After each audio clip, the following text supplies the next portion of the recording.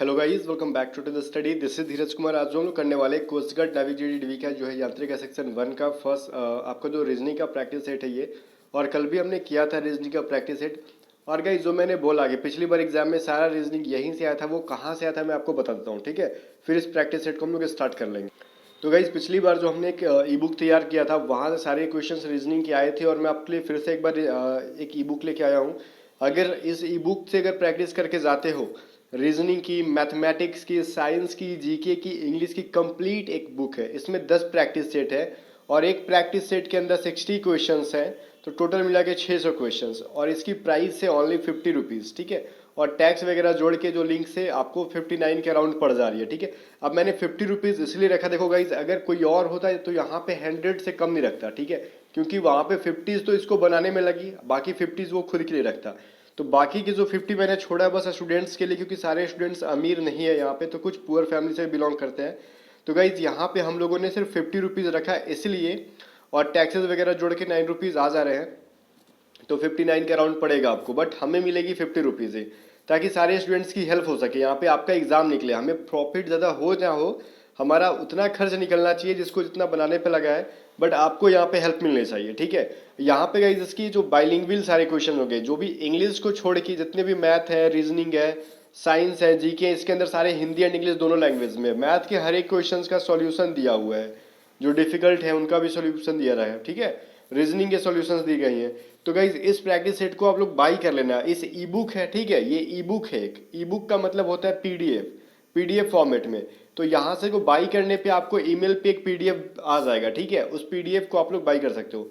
बाकी कहीं से भी आपको बाई करने में प्रॉब्लम आ रहा है, बाई करने के बाद पीडीएफ नहीं मिल पा रहा है, तो टेलीग्राम चैनल ज्वाइन कर लो। टेलीग्राम चैनल पे हमारे मार्केटिंग आपको मेंबर्स हैं, ठीक है, जो कि मार्केटिंग संभाल रहे हैं। वहाँ पे सबका कॉन्टैक्ट दिया हुआ है, आप कॉन्टैक्ट कर लो वहाँ से। अगर बाई करने में भी प्रॉब्लम आ रही है तो वहाँ से जाओ, आप डायरेक्टली उनसे कॉन्टैक्ट करके बाई कर सकते हो। और डायरेक्टली बाई करने में आपको सिर्फ 50 रुपीज़ ही लगेंगे, ठीक है। 59 नहीं देना पड़ेगा। आप डायरेक्ट यूपीआई से कर लेते हो, पेटीएम वगैरह से, तो आपको 50 रुपीज़ में काम हो जाएगा।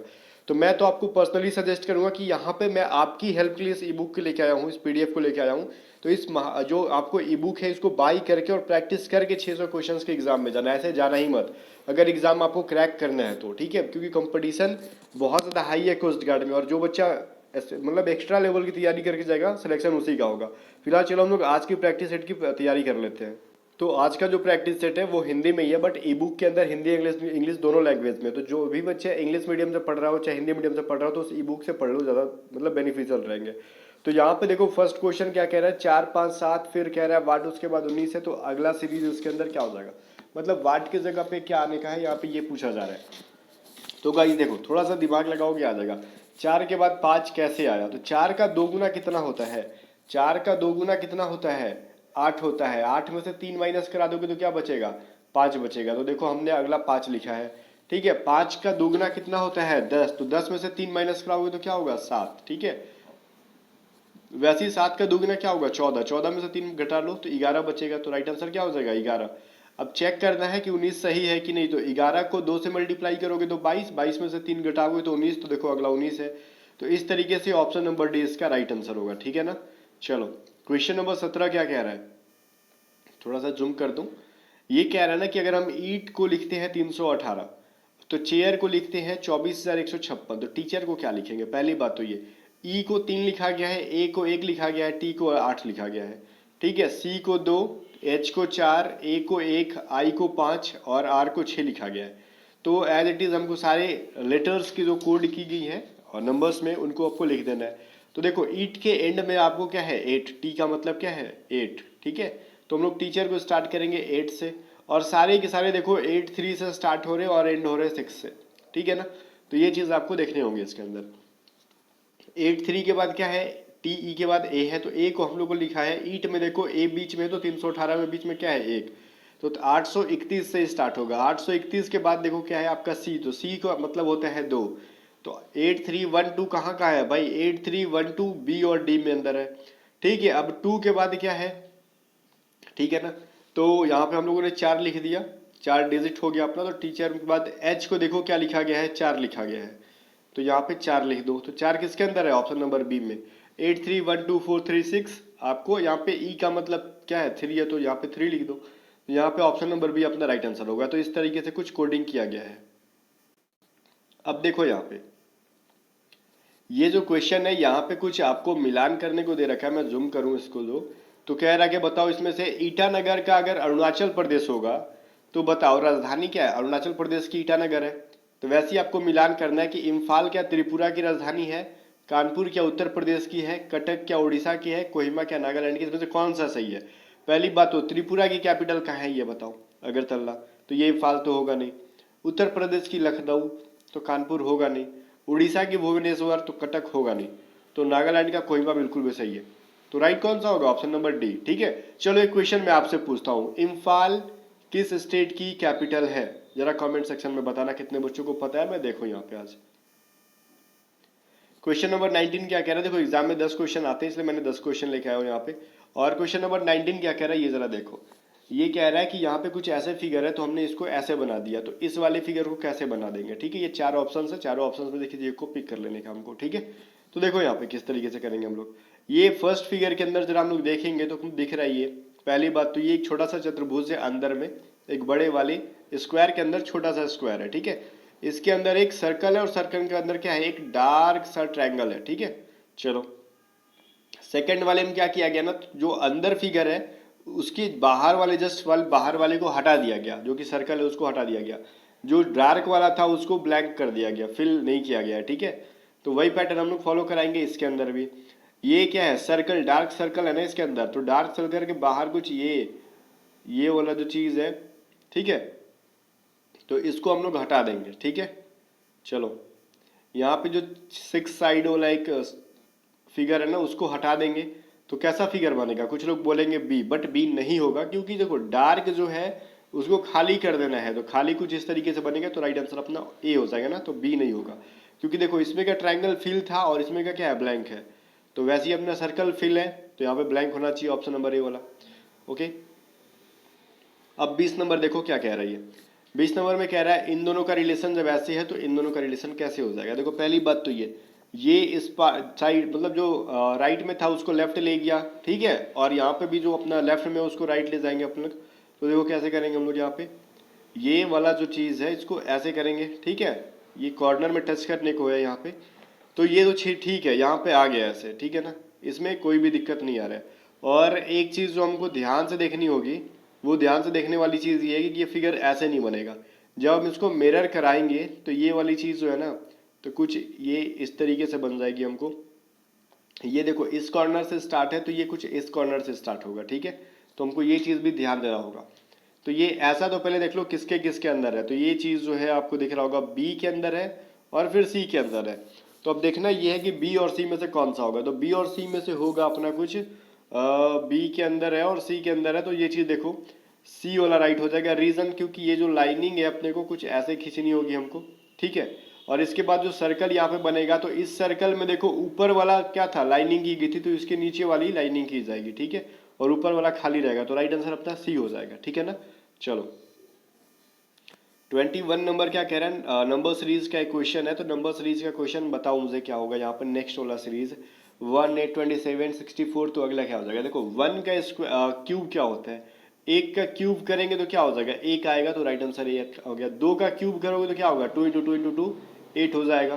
क्लियर है, तो 2 का क्यूब 8 हो गया। 27 क्या है, 3 का क्यूब है। 64 क्या है, 4 का क्यूब है। तो फिर अगला 5 का क्यूब करोगे तो 125 हो जाएगा, यही होगा ना। तो राइट आंसर क्या हो जाएगा, सी। चलो 22 क्या कह रहा है, देखो यहाँ पे अगर रवि 4 किलोमीटर सीधा दक्षिण की ओर चला जाता है, वह बाईं ओर मुड़कर 3 किलोमीटर सीधा चला जाता है, अब वह प्रारंभिक बिंदु से कितनी दूरी पर है। देखो 4 किलोमीटर जा रहा है साउथ में। ठीक है, नीचे होता है साउथ अपना। अब यहाँ से बाईं ओर मुड़ेगा तो अपना साउथ में जाएंगे तो हमारे राइट साइड में लेफ्ट होता है, तो यहाँ पे 3 किलोमीटर गया। तो यहाँ से यहाँ तक की डिस्टेंस क्या होगी, तो ट्रायंगल आपने पढ़ा होगा ना, समकोण ट्रायंगल, राइट एंगल ट्रायंगल का जब हम लोग ये हाइपोटेन्यूज या फिर विकर्ण निकालते हैं तो इसका फॉर्मूला होता है अंडर रूट ए का स्क्वायर, मतलब लंब का स्क्वायर, परपेंडिकुलर का स्क्वायर प्लस में बेस का स्क्वायर। तो 3 का स्क्वायर, 4 का स्क्वायर प्लस 3 का स्क्वायर जोड़ो, रूट के अंदर क्या हो गया 16 प्लस में 9। ठीक है, रूट के अंदर इज इक्वल टू रूट 25 और रूट 25 को बाहर निकालोगे तो 5, तो इसका वैल्यू हो गया 5 किलोमीटर। ठीक है ना, चलो अगला क्वेश्चन देखते हैं। अच्छा ये क्वेश्चन जरा देखो, ठीक है, कह रहा है ये 96 है, ये 64 है, ये 48 है, ये 34 है, 24 है, तो यहाँ पे क्या हो जाएगा। चलो जितने बच्चे इस क्वेश्चन को 23 नंबर, ईमानदारी से बोलना कितने बच्चों ने मेरे बताने से पहले सॉल्व किया, ठीक है। जो बच्चा बना दिया समझो कि एग्जाम में डिफिकल्ट क्वेश्चन भी बना देगा, और जो बच्चा आंसर देखने के बाद बनाया या फिर 10-15 मिनट ज़्यादा टाइम ले रहा है तब बना, तो समझना कि उसको रीजनिंग पे थोड़ी काम करनी चाहिए, क्योंकि रीजनिंग का क्वेश्चन होता है ना बड़ा कभी कभार दमदार आ जाता है। क्वेश्चन देखो एक या दो क्वेश्चन इतने डिफिकल्ट दे देंगे ना कि एक ही क्वेश्चन में उलझ के रह जाओगे। एग्जाम में अगर इस टाइप का क्वेश्चन दे रहा है कि बहुत ज़्यादा उलझन हो रही है, तो उसको वहाँ पे मार्क फॉर रिव्यू करके आगे निकल लो, लास्ट में इसको टाइम बचा तो देख लेना, अदरवाइज एक क्वेश्चन के चक्कर में 4-5 क्वेश्चन छूट जाएंगे आपके। तो आपको ये कैसे बनाना जरा देखो, ये 96 है, ओके कोई दिक्कत नहीं है। तो 96 कैसे आ गया, ठीक है ना, तो ये पहले जानना हमको जरूरी है 96 कैसे आ गया। देखो नीचे वाले दो को जोड़ेंगे जब हम, तो एक का ऊपर वाला मिलेगा। जैसे देखो 64 प्लस में 32 जोड़ेंगे तो 94 मिला, ठीक है, चलो ठीक है। अब देखो ये 94 मिल गया हमको, आगे जाके 32 में ये वाला जोड़ेंगे ना तो हमको 48 मिलना चाहिए, ठीक है। तो 32 में कितना जोड़ोगे तो 48 मिलेगा। तो ये हमको जहाँ तक पता है कि ये 16 जोड़ देंगे अगर तो हमको 48 मिल जाएगा 32 में। तो ऑब्वियस है कि यहाँ पे 16 होगा, तब जाके अगर हम 32 और 16 को जोड़ेंगे तो हमको 42 मिलेगा, 48 मिलेगा। अब वैसे अगर 16 जोड़ देंगे तो इसके आगे कुछ होगा, ठीक है। अगर सीरीज चलता तब उन दोनों को जोड़ दे तो 24 मिलना चाहिए था, ठीक है ना। तो चलो यहाँ पे अगर 8 हो जाता तो अपना आंसर हो जाता, बट हमको आगे कुछ पूछ नहीं रहा, हमको 16 करके निकल देना था, कुछ करना नहीं था। बट थोड़ी सी ये क्वेश्चन जो है इजी देखने में तो नहीं है, बट सॉल्व करने में इजी है, थोड़ी सी कॉम्प्लेक्स लग रही है बट सॉल्व करने में काफ़ी आसान है। चलो अगला क्वेश्चन देखते हैं। अगला क्वेश्चन कह रहा है कि एक पंक्ति में 7 लोग खड़े हैं, ठीक है, रहने दो उनको खड़े। क्यू आर के बाईं ओर लेकिन पी के दाहिने ओर खड़ा है, ओ एन के दाहिनी ओर और पी के बाईं ओर खड़ा है। इसी प्रकार एस आर के दाहिनी ओर टी के बाईं ओर खड़ा है, ठीक है। तो बताओ कि मध्य में मतलब मिडिल में कौन खड़ा है। पहली बात तो ये देखो, एक ये लाइन में खींच दे रहा हूँ, ठीक है, ये लाइन है, और ये चीज़ बोल रहा था कि Q जो है R के बाईं ओर खड़ा है, Q जो है R के बाईं ओर, R के लेफ्ट साइड में कौन है, Q है। लेकिन वो क्या है ना, लेकिन वो P के दाहिने है, तो मतलब P यहाँ पे आएगा, ठीक है। अब क्या कह रहा है ना कि O जो है N के दाहिने और P के बाईं, मतलब P के लेफ्ट में होगा O, और ये N के राइट में होगा तो N यहाँ पे आ गया। अब बोल रहा है ना S जो है R के राइट साइड में है, तो R के राइट साइड में S है लेकिन T के बाईं है, तो T के लेफ्ट में आपका ये आ गया। तो बीच में कौन है, तो देखो लेफ्ट साइड से NOP 3 आ गए और राइट साइड से RST 3 आ गए, तो बीच में क्या आ गया, Q। तो Q भाई जो है बीच में बैठे हुए हैं, तो राइट आंसर क्या हो जाएगा, C के अंदर क्या है, Q ऑप्शन मेंशन है, ठीक है। तो चलो ये राइट आंसर हो गया अपना। चलो 25 एंड लास्ट क्वेश्चन देखते हैं हम लोग। अगर कह रहा है ना ये प्लस का मतलब क्या है, डिवाइड है, और माइनस का मतलब मल्टीप्लाई है, तो मल्टीप्लाई का मतलब क्या है, माइनस है। तो बताओ मल्टीप्लाई का मतलब प्लस है, ठीक है, और डिवाइड का मतलब माइनस है।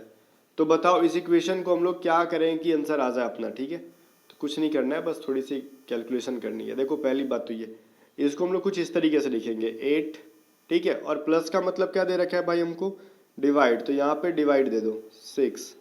फिर क्या करना है हमको, यहाँ पे बोल रहा है कि डिवाइड का मतलब क्या दे रखा है हमको, माइनस दे रखा है, तो 4 कर दो। फिर माइनस का मतलब मल्टीप्लाई दे रखा है, तो हमको क्या करेंगे अपने यहाँ पे 7, और मल्टीप्लाई का मतलब दे रखा है प्लस, तो कर लो 3। अब देखो क्या करेंगे ना, यहाँ पे हम लोग 8/6, ठीक है, माइनस ये क्या हो जाएगा 7 से 28 प्लस 3, ठीक है। अब गाइज इसको आप लोग थोड़ा सा ये बटा पे का जोड़ घटाव कर लोगे तो आ जाएगा, ये 2 चक्के 8, ये 2 तिहाई 6, और 28 में से 3 घटा लोगे तो -25, तो इसका वैल्यू हो जाएगा क्या, 4/3 -25। अब ये तो बटा पे का जोड़ है, कर सकते हो ना आप लोग, तो 75 - 4, ठीक है, 4 - 75 क्या हो जाएगा, -71, ठीक है। तो -71/3 आपका राइट आंसर हो जाएगा। तो ऑप्शन नंबर सी इसका जो है ना राइट आंसर है। चलो तो गाइज यहाँ पे 10 क्वेश्चन थे, और कमेंट करके जरा बताना कि आप लोगों ने कितने क्वेश्चन के आंसर सही किए। और फिर से जाते जाते एक बात मैं रिपीट करना चाहूँगा आपको इंपॉर्टेंट, कि इस ई बुक को अगर आपने नहीं लिया PDF फॉर्मेट में, ठीक है, तो प्रैक्टिस सेट के लिए बहुत प्रॉब्लम हो जाएगा आपको, क्योंकि एग्जाम ओरिएंटेड प्रैक्टिस सेट आपको मार्केट में अभी नहीं मिल रहा है, ठीक है। तो इसके लिए मैंने पिछले एग्जाम्स को देखते हुए ये प्रैक्टिस सेट को तैयार किया है।